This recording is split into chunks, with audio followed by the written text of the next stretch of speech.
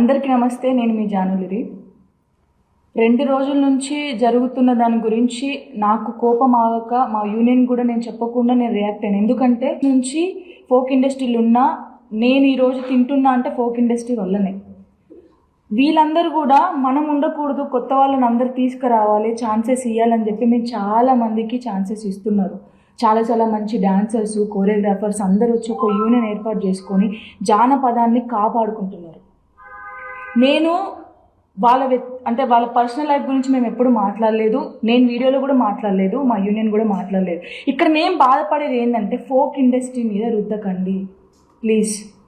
ఎందుకంటే ఇది చాలా మన ఫోక్ అంటేనే అందరూ చాలామంది కొంచెం చిన్న చూపు ఉండే.